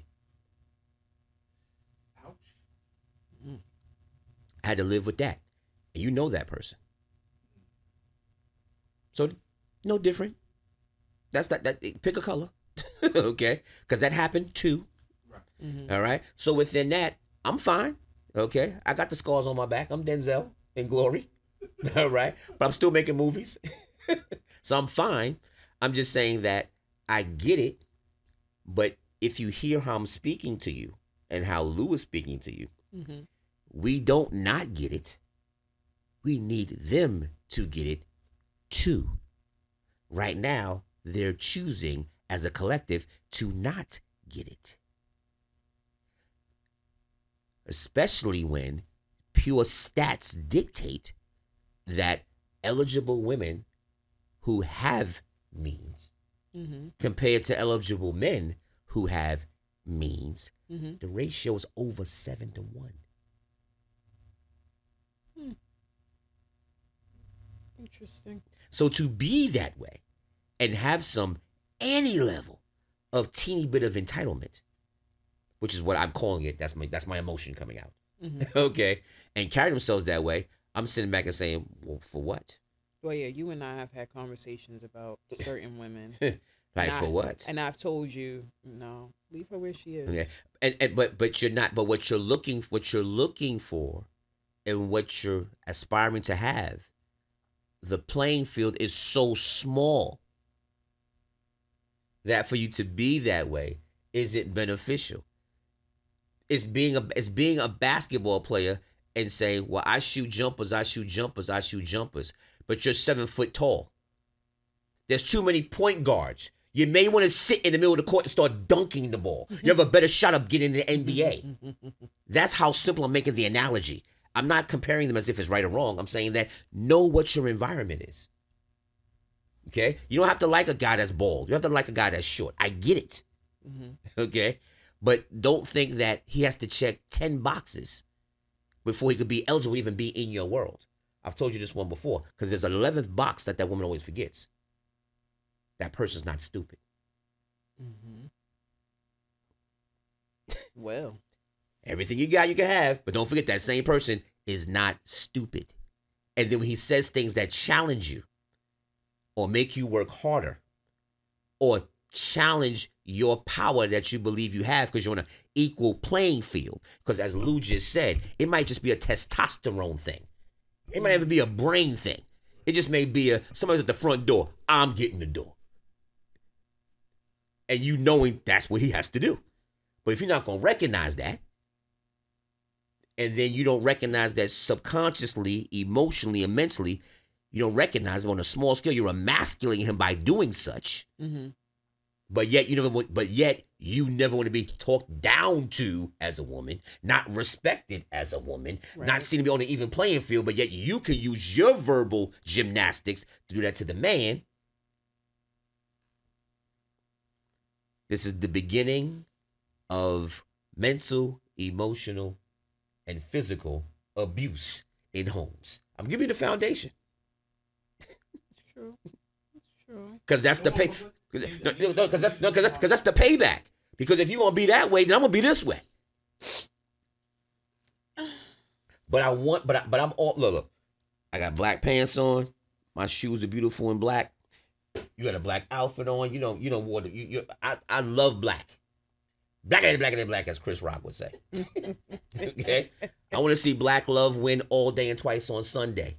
I'm just looking right in the camera and saying that. Can we be realistic about how we're dealing with it and recognize what the playing field is rather than what you see it as through your eyes and want to manifest it as. Not you. Right. Because we're magnificent. We have magnificent conversations about it. And I'm open to every time you call me on my BS. Right Yeah, or wrong. because I think we had this conversation when we went to Yard House. Right. And I was blown away.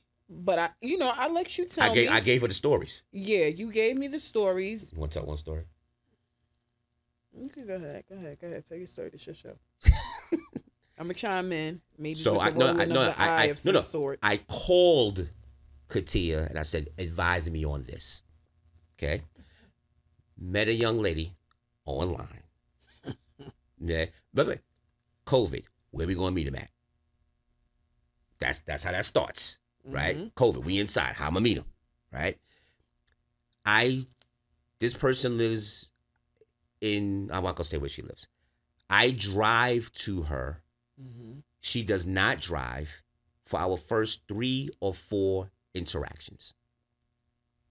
Second time, because first time was a rush, let's just hook up, let's just meet up type of thing. Mm-hmm. Second Time, I bring the flowers. Third time, she comes with me to Jersey. She meets mom. It's on a whim. It's not on some we in love type stuff. Oh, okay. Now we on some in love stuff on a whim. I had a lot of thoughts about this one. Right? On a whim. Because I'm going to Jersey anyway. Right? So we go to a certain place. I'm not going to say it because I'm going to say it because I use this one of my spots. I use this spot. Right? So we go shopping. It's not shopping like it's not Fifth Avenue shopping. It's what would you call it? It's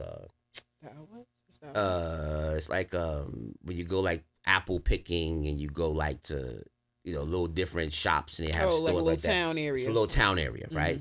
Shopping, like a candy store, that type of stuff, t-shirt store. Anyway, I walk behind her as I let her purchase whatever she wants. I pay for it. It's not an expensive day. It's a $150 day. It's nothing crazy. Okay, but I've driven. I pick her up. I drive her to Jersey. She picks out what she wants. I take her home. I feed her, all because it's the right thing to do as a man. If you want to court the woman, isn't that the right thing to do? Mm-hmm. Right? Take her off, drop her off, open the door, give her flowers, the whole thing. Mm-hmm. Right? You go out a third time, same thing. No money comes out of her pocket.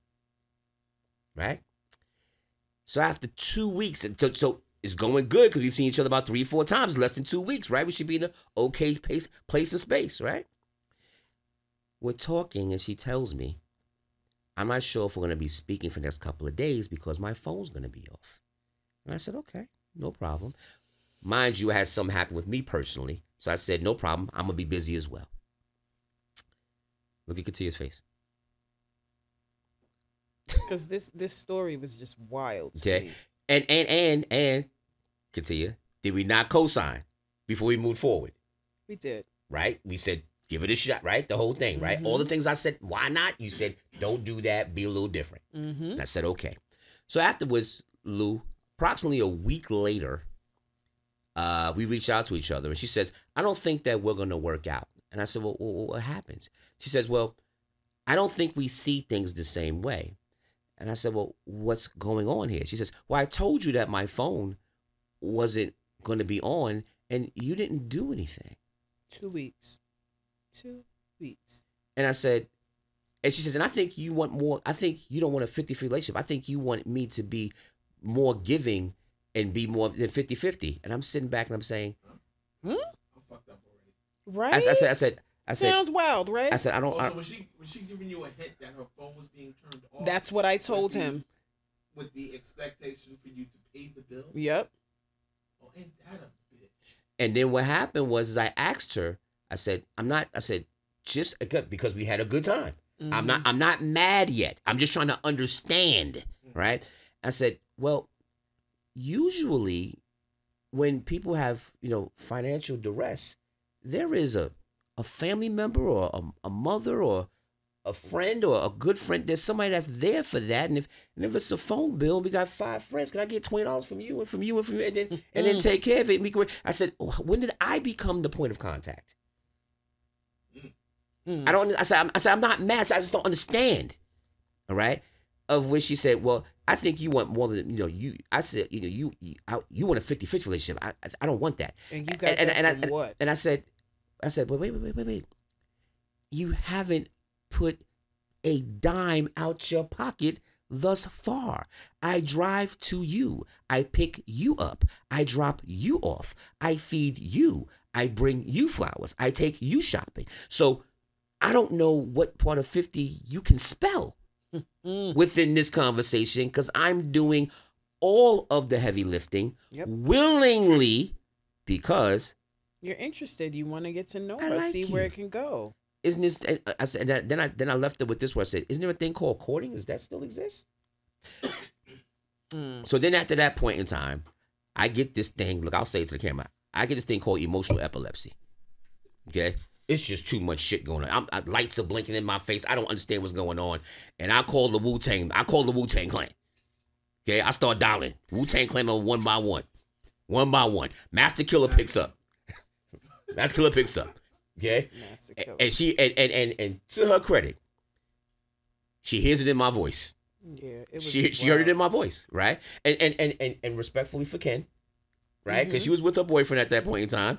And she was like, give me a minute to work it out. And I told exactly the same story. Okay? I want Katiya, if she can remember this, tell him exactly what you said after everything came out. I think if my memory serves me correctly, I told you to leave her where she's at. Because she wasn't looking for a partner. She was basically looking for someone and I'm just like, what? And I think I did tell you, like, I asked you how old she was. Right. I was about to ask that same question. Because what grown ass woman is still getting her phone disconnected? That speaks volumes to. Katiya also called her a bum bitch. I did, because getting your phone disconnected, like that is just wild to me. You don't have $100 to pay yourself. Boost Mobile cheap. Like, this is, it made me angry because I couldn't understand why she was behaving the way she was. But some people just don't have their priorities together. How old? She's in her mid-30s. Whoa. Mid to late 30s, has a daughter about to go to college. And you getting your phone disconnected. And you're expecting me to pay your bill after only knowing you for 2 weeks. You haven't shelled out a dime in those 3 or 4 times that we hung out. Just as a gesture, it could have been anything. You could have said, let's meet for some coffee. Like, you don't do anything, but you're expecting me to pay your cell phone bill? So now bringing it right? You see the fuckery that goes on? So like I said, I am happily a little bit jealous with a little hatred because of what you guys have found. I'm happy for both of you. You all both know that. You all Mhm. both know that. Okay. And I'm not discounting your point about people of color must do this the right way. Mhm. I've just what I've done to Katiya, and Katiya's, I don't know if she's mad at me or if she's empathetic to me. Is she's given me we've had this back and forth, Mhm. but I've given her the details of what I deal with, and she's like, "I'm sorry." That's where it lands. It lands at I'm sorry. Like I know I'm telling you what I'm telling you, but I'm sorry you have to deal with that. Yeah, because it puts a bad light. It shines a bad light on Black women because that happens to you several times over, you're going to assume I can blame a person for having the perspective they got. right. But then I always come back and I say, don't. Even if it's happened like 7 or 8 times, don't tell me that Hispanic women do it better. Don't tell me that, because that's a problem. That's a problem. I'll give you that. So, because again, I don't feel like any other culture. There are cultural differences, yes, but the same things that you guys have mentioned that a Hispanic woman would do, I do, and I have done. So tell me again why you think she's better than me for this Black man. Because I have been upset. I have been upset with my partner before. We have gotten into disagreements, but I still make sure that he eats. We might not have a whole lot of dialogue, and that's because of me. Because do you give him fish or do you give him like peanut butter? No. My man eats good. He eats good. We don't do peanut butter and jelly sandwiches. You still get the grilled salmon. You still get the veggies. You still get the rice. You still get a good meal. Even if I'm upset with you, because I don't want to do that. We're still partners in this. I just want to punch you in the face. Yeah, and I'm the one that will hold on to certain things, because if we have a disagreement, he wants to talk about it right away. I'm still working on that aspect. Like I'm not. Yeah, I'm an emotional person. Yeah. That's definitely me. Okay. But I don't agree with that. But I will double down on the fact of that is that is a perfect example of an Americanized female. Mm-hmm. I won't even say Black female or whatever, but female, like period. The culture of this country, Mm-hmm. you know, even when you look at, you know, all of the people who have wealth or power, Mm-hmm. and the people that have been aligned to them, how often is it Jay-Z and Beyonce? Right, where they're equally. What's the spiritual term? It's usually whatever basketball player and Brittany Renner. Mm-hmm. Mm-hmm. You get what I'm saying? Like, they're not coming to the table with anything, but they want everything. Yep. You know what I'm saying? And that is a problem. Well, and it used to be they want everything.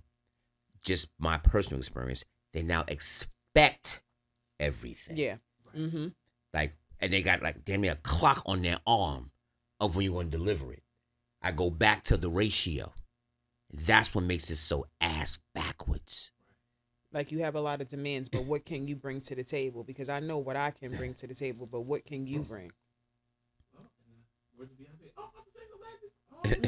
Well, see, and then now I'll go back to the point as well. When they get that way, I ask smart questions. Mm-hmm. Okay, so you want everything. What's your credit score? Right. And when I listen to the silence, I say, no, let's lower our expectations here then. I'm not mad at what you want. Let's just lower expectations here. Because if you want to take it there, not that we can't, but you gotta be prepared to take the whole ride. And you gotta be grown too. You can't be selectively female, selectively aggressive, and selectively, you know, what you're looking for. And then when somebody comes, like I said, the 11th box, he's smart. Mm-hmm. So when he comes back to you and says, "What's your retirement plan?" Right. And you can't pull out ready today. You can't pull out the app because it's all in apps now. Pull out the app that says, "Here's what I'm working with." You ain't got to show them the money. Right. You can show them how focused you are. Mm-hmm. Right? Because that would be enough to impress. Mm-hmm. Right? To say, well, I got 3 apps right here. One is what I do for my retirement program. Here's what I got to do for savings. Here's what I'm going to do with my investments. Mm-hmm. As a man, you'd be like, well, let's keep going. Right. Because you're saying stuff that's smart. I was in a situation where I was with somebody that didn't even tell me what their credit score was. And talked about they wanted to be together forever, but never want to give up the credit score. I'm like, I don't. That's like Yosemite Sam chasing fucking Donald Daffy Duck right now. It's funny we having this conversation about credit score because my friends always like to joke that Ken and I got together because of his 800 credit score. And I'm like, that is absolutely I apologize, not true. Ken. Nice flex.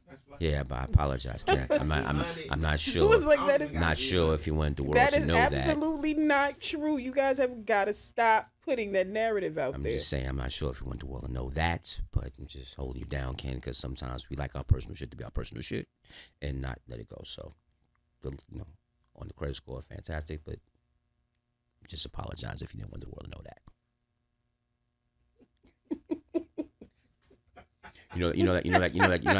Women hold each other down. I was just holding down men for a little bit right there. Whatever. It's all good. Look, his name's Ken. I'm Kenyatta. Fuck it. That's all I'm. This is say. such a continued conversation, but go ahead, Lou. So, Yes. your viewpoint, Tally. What do you see ahead in the relationship chasm? Here's one thing. In our culture. So here's what I'm happy to see. Mm-hmm. Okay, and this COVID has done this as well too. Okay, it has shown relationships at the values that have been less superficial before COVID. Mm-hmm. Before COVID was how much you made, where you were, what you're doing. All right. So now to be in a good relationship, you better know what an NFT is to a certain extent, because that's where getting smart to be together comes into play. Mm-hmm. More of couples taking care of each other. More of couples holding each other down no matter what the roles are. So I think you're going to see some more good love out there. Mm-hmm. Some more good love. And we'll see some more, we'll know what dysfunctional love is so we don't do it rather than just being existent. And I think that benefits over time. Because beauty always comes from stress and chaos. I can agree with that. Everything has to be broken. We have look. If we didn't have the planes crash into the World Trade Center, we wouldn't know how fucked up Wall Street was. We wouldn't know there was a housing crisis. We wouldn't know there's a banking crisis. We wouldn't know there was an automobile crisis. Mm-hmm. And if we didn't have the automobile crisis, we wouldn't have electric cars being what they are today. Because it would still be a gas car engine society. That would be some fuckery behind the scenes. Mm-hmm. We wouldn't have solar power being what it was because we still would be doing oil and gas on a significant level. So we have to have the tragedy. You have to have the Civil War so Negroes can vote. Otherwise, you don't get there. That is true. Okay? So through all chaos and destruction, beauty comes from it. So for society to be so broken down to the point where they're limited to be in the home and we can't go nowhere, I'm looking forward to seeing some beauty coming out of it in expressions of love and what togetherness looks like. I'll let you finish. I personally like that the pandemic has allowed people to venture out and bet on themselves instead of just sitting around and waiting for the next opportunity to happen. A lot of entrepreneurs, a lot of people have started businesses. The young lady that actually does my hair, she was working a job and I was inspired. Like she's about 30 years old, but she said she told her partner one day she didn't want to go back to work. So she went on YouTube, started figuring out how to do faux locks, and she mastered it. She doesn't do hair on the weekend. She does it only during the week, and she does one head a day, 5 days a week. And that's it. Well, I'm going to troll a little bit. Yeah, so. I think everybody 29 to 37 to just fucking go in the trash. Yikes. Because that little swath, those are the ones. Those are the ones that are with. That's where the fuckery layer is. Like if you look at that archaeology. You ready for the joke? Ready for the joke? Mm-hmm. He says swath and fuckery within 10 seconds of each other. That's where it is. Like I forget the name of the rapper. Young girl. She bought. He's a rapper. He's paid, but she's doing whatever she's doing. Mm-hmm. She bought that motherfucker 20-some acres of land. Oh, you talking about Ari and Moneybag Yo? Mm-hmm. And they were getting on her about doing that, and he's not her husband. Yeah, it was a lot of talk behind that. But fuck that. That right there. That's her doing the heavy fucking lifting. Mm-hmm. To say, I'm not thinking about what the next car or watch. Like 20-something acres. Do you know how big 20-fucking-some acres of land is? So that's so like I want you to. That's generational, right? But I want you to finish your point. But I want to throw in one small sidebar, okay? Because that's something else that women are not getting that the men sacrifice. If the man buys the $15,000 ring and the woman says no, he has to eat what that represents. Mm-hmm. She buys how many acres? 20. We trying to stop her before she gets to deal with it. But that's what she did. Mm-hmm. It's the excuse me. Damn, you gotta fix that. It's the $15,000 ring. Mm-hmm. It's what she's doing for her man. Yeah. It's the guy that buys his and her cars. When the man does it, it's all good. When the woman does it, we talking about it? Mm-hmm. But we want the equal rights though. Where does it end? Where does it start? Help. And it was a lot of comments and controversy about her doing that. I'm sorry. I thought it was fine. Like he also has gone, from what I've seen on social media, above and beyond for her, and she speaks very fondly of him, about how he treats her, how he treats her child. Like, we only see the savage part of her, mm-hmm. but he does good to her, so I guess she felt like she wanted to reciprocate, and I don't see anything wrong with that. Now, I don't know if I'm doing 20 acres for, and I'm, a lot of people will find a problem with this. I don't know if I'm giving 20 acres to someone that's not my spouse. Like, I don't know if I'm going to do that. That's your moral compass. Right, because something, God forbid, something could happen tomorrow. And he got them 20 acres. But when you think about the social contract that we generate with one another as a culture, whether that falls apart or not, there's gonna be a like if he just keeps that land, builds on that land, puts his family on that land, his kids on that land, that is a change. That is a generational change. Yeah. Mm-hmm. That is a circumstantial generational change. Mm-hmm. To have to even be thinking in that way. You know what I'm saying? And not to downplay it. Mm-hmm. As less significant, but Cardi gave Offset $1 million for his birthday, and she's done it a couple times, right? You know what I'm saying? Mm-hmm. Like, yeah, great. They'll buy some luxurious shit maybe with it or invest it, whatever the case may be. Mm-hmm. But more so than the gesture is what it represents. Mm-hmm. She just said, "Yo, here, your family good."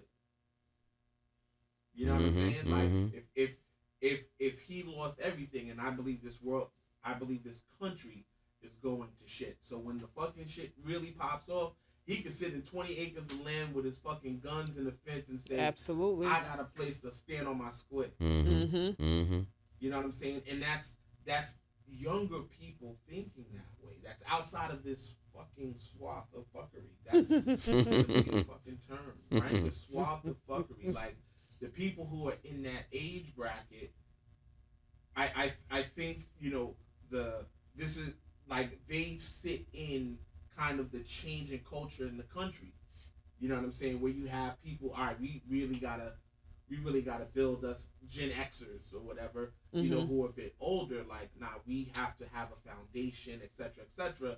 That foundation under us, like when things was all good, it's like, nah, give me a basketball player, let me get some money, let me get my tits and my ass done. You know what I'm saying? Let me get, you know, dudes doing whatever nonsense that they're doing, and it's all very surface. Like that swath is very surface, generally. You know what I'm saying? And I hate to generalize in that way, but that's what it feels like when I look at people in that age group interact with one another, with other people. You know what I'm saying? For that lady to even be thinking the way that she's thinking, like, I don't even, like, who raised you? In my best TK Kirkland voice, like, who raised you that you think that that's appropriate? You get what I'm saying? Like, there's a problem here. Maybe it's our fault, right? Because that generation is our children. You know what I'm saying? Or at least the generation below us, like our parents' children, maybe. Like, it just doesn't seem like there is a fix in their mental state. You know, and obviously there are going to be exceptions to that, but for the most part, I see hope, because I think the young people are really fucking getting it. The young people are looking at Hov and J and saying, Hov and B, and saying, okay, we gonna fix this. To your point, NFTs, stocks, like, look at, you know, like Corday and, you know, Naomi Osaka, the tennis player. Yes. Right. Like, if you listen to that boy doing interviews, he's in his 20s. He's like, look, man, in order for me to spend $100,000 on some luxury anything, my people tell me I need to have 30 million cash. That's how he's thinking. He may be, what, 23, 24? Right. That's the thought process of these young guys. He's, to your example, Tally, he's in an interview, he's on his app, like, yeah, these are the stocks, these are those I'm trading, while he's having a conversation. You know what I'm saying? These youngsters are really getting it. Yeah. And they're really, really like, fuck the system. Right. Right. As you said, entrepreneurship. Yeah. And It's on a high level now. Right So there. my take, we throwing away 29 to 30, 37. You know, the swath. Y'all in the garbage. The swath. The swath of fuckery. Y'all are finished. The swath of fuckery. Happy Valentine's Day. Hilarious. happy Happy Love Day. This is why we did this. I want you to get a spin on relationships that would be a little bit different. That's why we're not wearing red. That's why there's no chocolate on the table. Right? That would have threw out Can the you grip for you. imagine? All right. All right. All right. Hey, before we jump. Yeah. Tia, man. Yes. Let's Yes. as I zoom in on you and your fantastic nails. Why don't you talk about your business? Why don't we talk about what you're doing with your culinary masterpieces and how folk can get with you? You know what I'm saying? Let's, Okay. help build the community. So, the name of my small business is Tasteful Cravings. It's the budding business. What's the Instagram handle? Tasteful Cravings. Spell it. Well, no, just is it? Well, it's tasteful, non-niggerdom? and it's cravings with a K instead of a C. See, you got Ebonics. Brooklyn. Y'all shaky. So, Y'all are shaky. He let you in and he stepped on you. Right? All He right. gave me the platform. No, go for it. I'm sorry. Spell it out for me. No, it's okay. So it's Tasteful. Tasteful. Cravings. Kravings. I am on Instagram. The menu's forthcoming. Yes, I'm working, actually in the process of getting my logo finalized as we speak. I saw the logo. Yeah, it's pretty cute, right? The logo is absolutely official. Yeah, it's great. Meal prepping, catering, plant-based meals, vegan meals, trying to dabble into alkaline foods. Yeah, check me out. It's pretty good. She can prepare. You call her on Monday. She'll be ready by Friday. Call her on Tuesday. She'll be ready by Friday. Call her on Wednesday. She'll be stressed as hell, but she'll be ready by Friday. And if we're meal prepping, if you call me on Monday, I could have it on Monday. Ooh. Mm-hmm. Master killer. Sally. Instagram handle. Oh, I'm easy. At Gotham Jungle. YouTube and IG and Facebook. And more platforms coming. So this is growing now. So you guys have been fantastic. We started out with 2 people. We're growing and growing and growing. You guys are following. You seem to be liking it. We're going to keep on making it as long as you like it.